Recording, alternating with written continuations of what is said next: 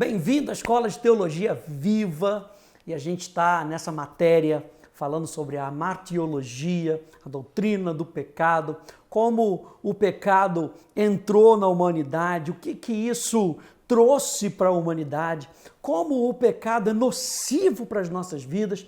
E a gente começou a ver duas respostas que eu e você temos que ter com relação ao pecado. Nós que já nascemos de novo, nós que já entregamos a nossa vida para Jesus, o que nós precisamos ver? Número 1, nós falamos sobre arrependimento. Nós precisamos entender o que é o verdadeiro arrependimento. E hoje a gente vai começar com essa segunda resposta do crente ao pecado. E a segunda resposta que eu e você precisamos ter é o caminho da santificação. Entender o que a palavra santificação quer trazer para nós. Então, através do novo nascimento, gente, a gente recebe uma nova vida, a gente recebe uma nova esperança, a gente recebe um novo futuro, a gente recebe uma nova identidade. Lembra que nós falamos que nós não temos duas naturezas, nós temos hoje uma só natureza em Cristo Jesus. E essa regeneração, ela implica na iluminação da nossa vida. Preste atenção, na libertação da vontade. Na libertação da vontade que era escrava do pecado. Eu e você, a gente não tinha o que fazer. Eu e você, a gente não tinha como viver a parte do pecado. Mas quando eu e você nascemos de novo, eu e você nascemos para uma liberdade. Se Cristo vos libertou, verdadeiramente você é livre. E a sua vontade é livre para quê? Para seguir a vontade de Deus, que está se instalando no nosso coração. E o Espírito Santo vem habitar em mim e em você para nos ajudar nessa caminhada. Sim, a gente vai ver sobre o caminho da santificação. Esse novo nascimento, gente, é uma obra completa. É uma obra acabada. Eu e você nascemos de novo. Você é uma nova criatura, mas também é o começo de uma caminhada com Deus. Quando um bebê nasce, ele nasce perfeito, ele nasce pronto, ele nasce um bebê. Agora ele precisa, no seu crescimento, entender a vontade de Deus. A gente está falando de um bebê espiritual. Nós precisamos entender qual é a vontade de Deus, nós precisamos da ajuda do Espírito Santo para praticar essa vontade. Olha só o que diz Amós, capítulo 3, no verso 3, diz assim: será que dois andarão juntos se não estiverem de acordo? Ou seja, eu e você precisamos então conhecer a vontade de Deus. Eu e você podemos conhecer a vontade de Deus, por quê? Porque nós temos o Espírito Santo. E uma das coisas que ele nos fala, por exemplo, está lá em Gênesis capítulo 17, no verso 1, quando Deus aparece para Abrão. Olha só que interessante. Deus aparece para Abrão e diz assim: o Senhor apareceu a Abrão e disse: eu sou o Todo-Poderoso. Ande na minha presença e seja irrepreensível.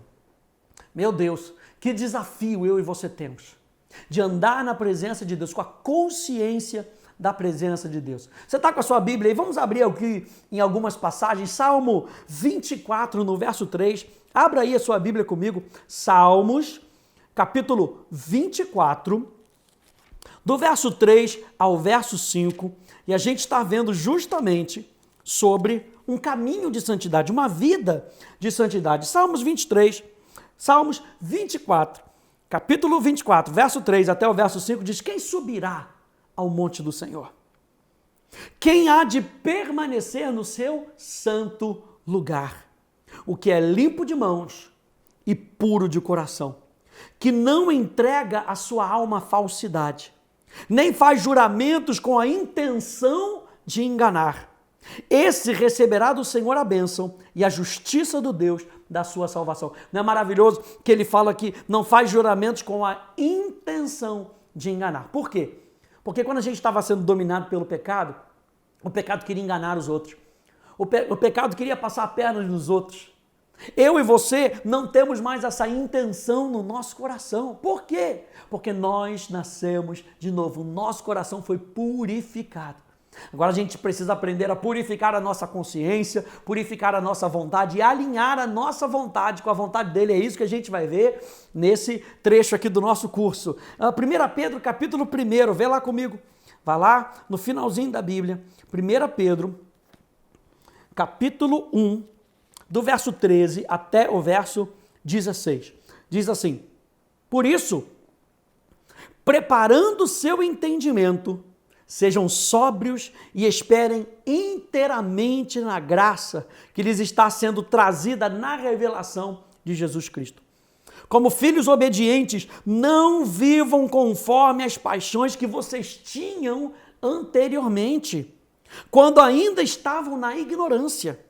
Pelo contrário, assim como é santo aquele que os chamou, sejam santos vocês também em tudo o que fizerem. Porque está escrito, sejam santos, porque eu sou santo. Você está conseguindo entender um padrão que Deus nos deixa? Ele deixou lá para Abraão, nós vimos em Davi, Pedro está reafirmando isso, sejam santos porque eu sou santo. Mateus capítulo 5, você sabe, está ali parte do Sermão da Montanha. Mateus capítulo 5, no verso 48, diz assim, portanto, sejam perfeitos, como é perfeito o Pai de vocês que está nos céus. E o que Jesus está mostrando aqui? Jesus está mostrando um padrão. E é isso que é interessante a gente entender, gente. Existe um padrão no céu pelo qual eu e você fomos chamados a viver, e a gente vai ver aqui que nós somos capacitados a viver. A palavra santo no hebraico, a palavra kadosh, significa ser separado, ser preparado, dedicado, purificado. Você está entendendo que quando nós nascemos de novo, nós fomos feitos santos em Cristo Jesus? E a palavra santo significa alguém preparado, separado, purificado, dedicado para um propósito. Essencialmente significa perfeição, no sentido de que é íntegro. Falar que eu e você somos santos em Cristo Jesus quer dizer que nós voltamos àquela capacidade de inteireza. O pecado tinha rasgado a nossa vida, mas agora nós fomos recriados e fomos recriados de maneira íntegra. Ou seja, tudo que está em nós é útil para servir a Deus. Olha, o kadosh significa plenitude, completude, totalidade.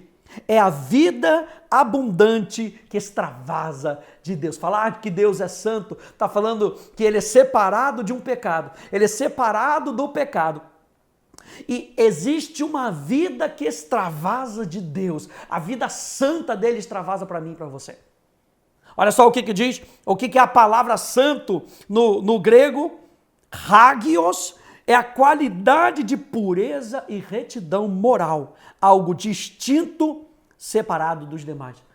E há algo que eu sempre falo, que ser separado, antes da gente pensar que nós somos separados preste atenção nisso, eu e você somos separados para. E por que nós somos separados para, nós somos separados de. O apóstolo Paulo, mesmo escrevendo para uma igreja tão bagunçada como aquela de Corinto, ele fala aos santos em Corinto. Por quê? Porque eles haviam sido, sim, separados para um propósito, purificados para um propósito.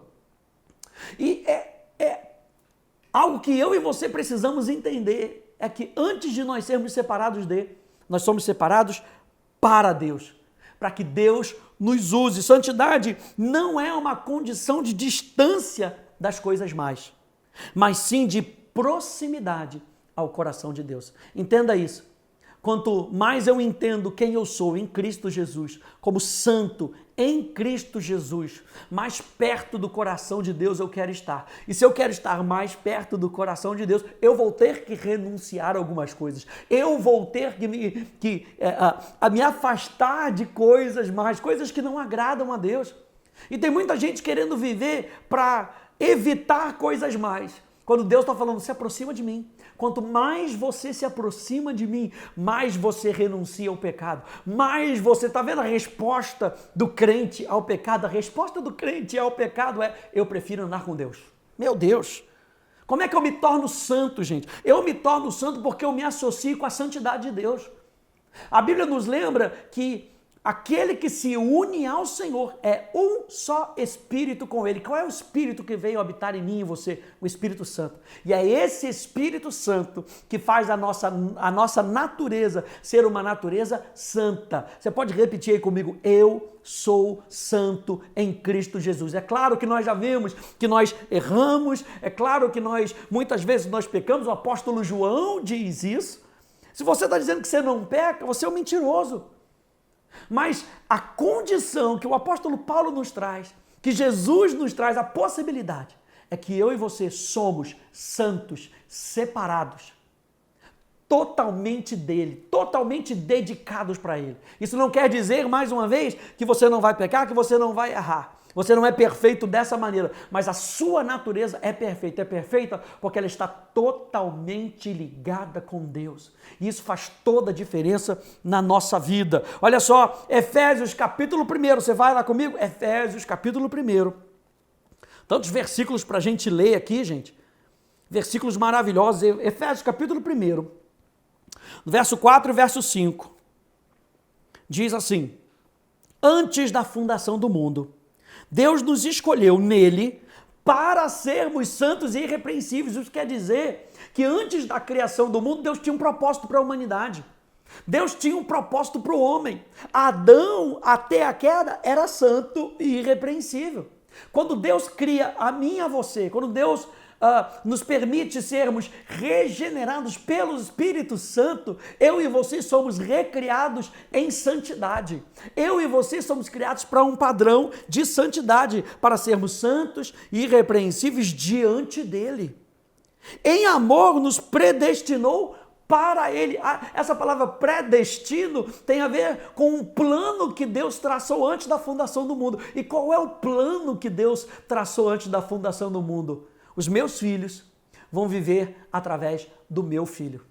Ele nos predestinou para ele. Olha só a santidade nos empurrando para cada vez mais perto de Deus. Ele nos predestinou em amor para ele, para sermos adotados como filhos, por meio de Jesus Cristo, segundo o propósito da sua vontade, para louvor da glória da sua graça, que ele nos concedeu gratuitamente no amado. Nele nós temos a redenção pelo seu sangue, a remissão dos pecados, segundo a riqueza da sua graça. E é dessa maneira que ele interage conosco. Nós que somos novas criaturas, através de um padrão de santidade. Olha só, Deuteronômio capítulo 7 vai nos lembrar isso, porque tu és povo santo ao Senhor, o teu Deus. O Senhor, o teu Deus, te escolheu para que lhe fosses o seu povo próprio de todos os povos que há sobre a terra. Romanos 1,7. A todos os que estáis em Roma, amados de Deus, chamados santos, graça e paz do nosso Deus e Pai do nosso Senhor Jesus Cristo. 1 Coríntios capítulo 1, no verso 2, a igreja de Deus que está em Corinto, aos santificados em Cristo Jesus, chamados santos, com todos os que em todo lugar invocam o nome do nosso Senhor Jesus Cristo, Senhor deles e nosso. 1 Pedro 2, 9. Mas vós sois a geração eleita, o sacerdócio real, a nação santa, o povo adquirido, para que anuncieis as virtudes daquele que vos chamou das trevas para a sua maravilhosa luz, gente. E o que eu acho interessante nesse texto aqui de 1 Pedro, capítulo 2, é que ele vai trazendo, é praticamente uma repetição da mesma coisa. Vocês são santos, vocês são santos, vocês são santos, vocês são santos, vocês são santos. Para quê? Para que vocês anunciem as virtudes, o caráter daquele que é santo. Quando ele fala aqui, geração eleita, lembra que nós falamos que ser santo é ser separado para Deus. Vocês são geração separada para Deus. Sacerdócio era o quê? São pessoas santas. A nação santa, o povo adquirido ou propriedade exclusiva de Deus, para Deus. Nós somos separados para Ele. E é isso que eu e você precisamos ter essa consciência, gente. A consciência de que eu e você fomos separados para Deus. Mas isso talvez possa levantar uma questão na nossa vida. Será que é só colocar isso diante de nós? É só colocar, eu sou santo, tá bom, muito bom, agora deixa comigo, deixa que eu sei. Será que é só isso? Será que seria somente colocar um versículo na minha frente e eu ficar seguindo aquele versículo como se fosse uma cenoura na frente de um cavalinho? Já viu esse desenho? A cenoura na frente do cavalinho e o cavalinho vai andando porque ele quer pegar a cenoura. Será que é algo que a gente precisa estar constantemente tentando chegar? Eu preciso ser santo, eu preciso ser santo. Será que é dessa maneira? Será que Deus não quis dizer que talvez isso fosse um pouco difícil da gente conseguir? Será que ele não poderia facilmente ter reformulado ligeiramente a sua frase para dizer, olha, sede perfeitos, pois como é perfeito o vosso Pai Celestial, ainda, preste atenção, olha a adição, ainda que você realmente não possa ser, pelo menos não nessa vida. Não, olha só, seja santo, porque eu sou santo, ou pelo menos faço o melhor que você puder. Será que é isso que Jesus está falando? Será que é isso que os apóstolos deixam registrado? Será que é isso que Deus falou para Abraão? Não, Deus não falou, talvez você possa, talvez você consiga. É algo que eu e você precisamos ter essa consciência. A consciência de que nós somos santos e nós podemos andar em santidade. E a gente vai ver na próxima aula como é que nós conseguimos isso. Eu e você só conseguimos andar verdadeiramente na santidade que Ele tem para mim e para você através da graça. E é isso que a gente vai aprender na próxima aula. Tchau, tchau.